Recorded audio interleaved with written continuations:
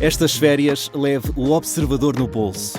Na praia, no campo ou entre viagens, acompanhe toda a atualidade sem limites. Assine com 40€ de desconto e habilite-se a ganhar uma estadia de 2 noites num dos hotéis boutique da Small Portuguese Hotels. Este verão, desligue da rotina, não da informação. Assine em observador.pt.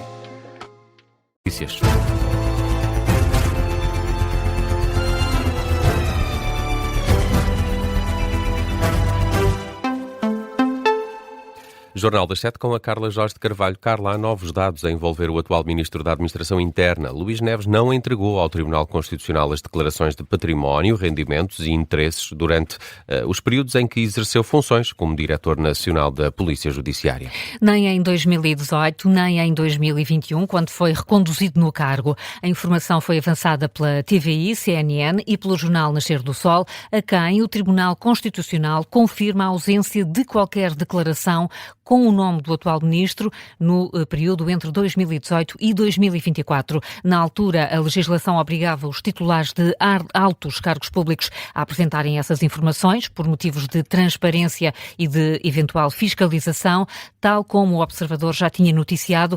Quando entrou para o governo, Luís Neves também não declarou a empresa da mulher à entidade para a transparência, nem quando cessou funções como Diretor Nacional da Polícia Judiciária. Além desta questão, Luís Neves continua também debaixo de fogo pelo caso do atrelado. E aqui o Expresso avança hoje que no processo da movimentação do atrelado do Parque do Seixal para as instalações da empresa de Barcelos, a Judiciária não encontrou documentos que justifiquem a mudança de local, nem existe qualquer comprovativo oficial da deslocação do atrelado. Em causa estão indícios da alegada prática dos crimes de descaminho e abuso de poder. Ainda ontem, Luís Neves garantiu aos jornalistas que se sente com legitimidade para continuar a desempenhar funções governativas. Ainda esta manhã, o ministro vai ter agenda oficial em Pedrógão Grande. O secretário-geral do PS utilizou os 50 anos do primeiro governo constitucional para enviar recados ao governo. José Luís Carneiro invoca a moderação de Mário Soares para criticar a relação da AD com o Chega. Foi num discurso feito ontem à noite na sede do partido, no Largo do Rato, em Lisboa. O líder socialista lembra o primeiro governo de Mário Soares, em 1975, altura de grande instabilidade política, para comparar esses tempos com os atuais. Diz que o primeiro executivo democrático português conseguiu grandes feitos, graças à moderação e ao diálogo com as várias forças políticas. Tudo isto foi feito sem maioria absoluta, o que exigiu diálogo, respeito pelas instituições e com um profundo sentido de responsabilidade democrática. A democracia não se afirma pela imposição, mas pela capacidade de construir consensos. Hoje, como então, a democracia enfrenta desafios.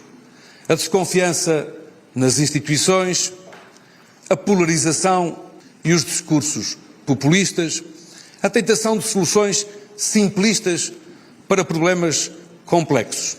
José Luís Carneiro, ontem à noite, num evento onde marcaram presença vários elementos do executivo de Mário Soares, falou também o presidente do PS, Carlos César, para lembrar os vários casos que têm abalado o atual governo.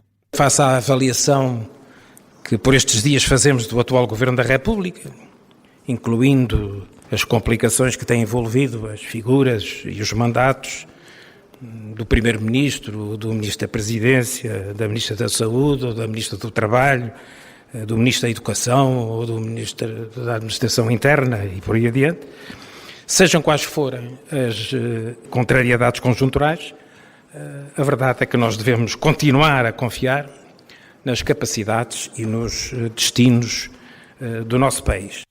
Carlos César, o presidente do Partido Socialista, na cerimónia ontem à noite para comemorar os 50 anos do primeiro governo constitucional liderado por Mário Soares. E Carlos, o PS volta a liderar as intenções de voto numa nova sondagem divulgada nas últimas horas. A AD está em terceiro lugar. Falamos aqui do mais recente barómetro da Aximage para o Diário de Notícias. O Partido Socialista tem 29,2% das intenções de voto, seguido do Chega com 26,4%. Por outro lado, a AD está em queda, reúne 23,2%, está atrás dos dois maiores partidos da oposição. Esta sondagem mostra que a avaliação do governo está também cada vez vez mais negativa. 58% dos inquiridos consideram que o Executivo, liderado por Luís Montenegro, tem estado mal ou muito mal, apesar de 27% fazerem uma avaliação boa ou muito boa da prestação do Executivo da AD. Há ainda uma outra sondagem que avalia a opinião dos portugueses sobre a polémica dos exames nacionais. E aqui 42% dão nota negativa ao Ministro da Educação contra 31 que o avaliam positivamente. São os dados da sondagem da SIC e do Expresso. O estudo mostra também que 60% dos inquiridos consideram que o atual governo tem pouca ou nenhuma capacidade reformista. Olhando ainda para a saúde, para a educação, está agendada para hoje uma manifestação nacional contra os problemas que ocorreram na correção e na digitalização dos exames nacionais. O protesto é organizado pelo Movimento de Estudantes chumbado.pt. Está marcado para as 6 da tarde, em frente ao edifício do Ministério da Educação. Este movimento de estudantes convidou ainda a Federação Nacional dos Professores, o STOP, associações e federações académicas e também associações de estudantes do ensino secundário para aderirem a esta ação. O protesto acontece no dia em que termina a segunda fase dos exames nacionais, com as provas de desenho A, Físico-Química A, Geografia e Inglês. O CODU do Norte, o Centro de Orientação de Doentes Urgentes, registrou uma falha no sistema informático ontem à noite. Os sindicatos dizem que pelo menos 50 ocorrências tiveram de ser acionadas. A denúncia é do Sindicato dos Técnicos de Emergência Pré-Hospitalar. Em declarações à agência Lusa, o presidente Rui Lázaro revela que o CODU Norte ficou sem sistema entre as 7 da tarde e as 9 da noite de ontem. A essa hora, o atendimento só retomou a meio gás por medo de sobrecarga do sistema. O INEM já confirmou essa informação, diz que o problema esteve relacionado com uma atualização de um sistema de cibersegurança. Numa nota enviada à agência Lusa, o Instituto de Emergência Médica sublinha que a origem dos problemas ainda está em fase de apuramento. No entanto, o INEM garante que não houve impactos na resposta prestada aos cidadãos, uma vez que as chamadas de emergência foram atendidas pelos outros centros de orientação de doentes urgentes do resto do país. A Polícia Judiciária está a investigar a morte de uma criança em Almada que ficou esquecida durante várias horas dentro de uma viatura que pertencia a uma creche. A criança com 1 ano e meio ficou mais de 8 horas fechada num carro, acabou por morrer. O editor de Sociedade do Observador, Pedro Rainho, esteve ontem em Almada a acompanhar o caso e conta o que se sabe até ao momento. Como era habitual, todas as manhãs os pais prepararam a criança para ir para a escola, entregaram-na à porta do prédio a uma funcionária do colégio. Isso era absolutamente habitual, acontecia várias vezes por semana. O problema foi quando a funcionária, em vez de dirigir para a creche, para o tal edifício que fica a 1,5 km de distância de onde nos encontramos, veio para aqui, para o número 56 da Avenida Cristo Rei. E depois, enfim, o dia decorreu e só à meia da tarde, cerca das 16 horas, ao que foi possível perceber, quando a mãe ia recolher a criança depois do dia de trabalho, houve um período de desorientação. Nenhum dos funcionários da creche sabia onde estava a criança e foi nesse momento que uma funcionária, já neste edifício, acorreu à tal carrinha, um SUV, e se apercebeu de que a criança estava inanimada na cadeirinha onde tinha sido transportada ao início da manhã. Enfim, ainda houve manobras de reanimação, já não foi possível reverter o estado em que a menina se encontrava e o óbito foi declarado neste mesmo local. O relato do jornalista, editor de Sociedade do Observador, Pedro Rainho. A investigação da morte desta criança em Almada está a ser investigada pela Polícia Judiciária. A creche está hoje fechada. Este vai ser também o tema do explicador desta manhã. 7h08, vamos a outras notícias em destaque a esta hora. Vários incêndios florestais estão a consumir diferentes regiões do sul da Europa. Espanha declarou esta noite o estado de emergência nacional nas províncias de Madrid e Ávila.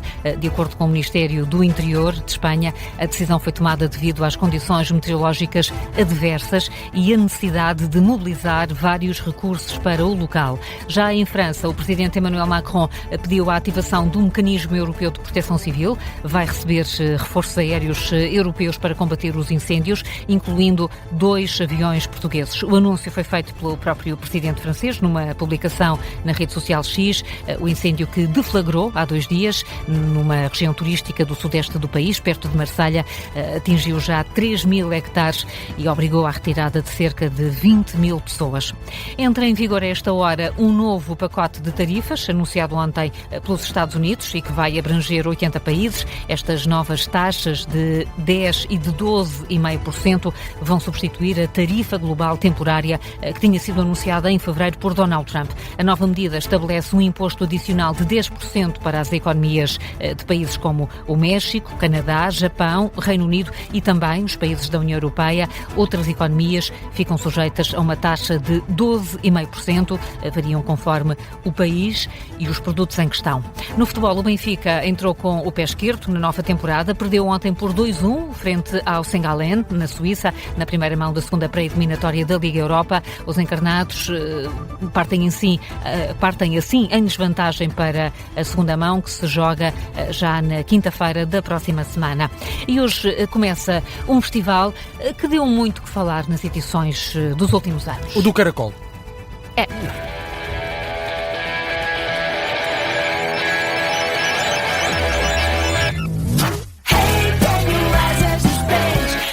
Estes são os Clã. São os Clã e que são os cabeças de cartaz da edição deste ano do Rock no Rio Febras. O No famoso. Rio. Tiveram de mudar de nome, não é?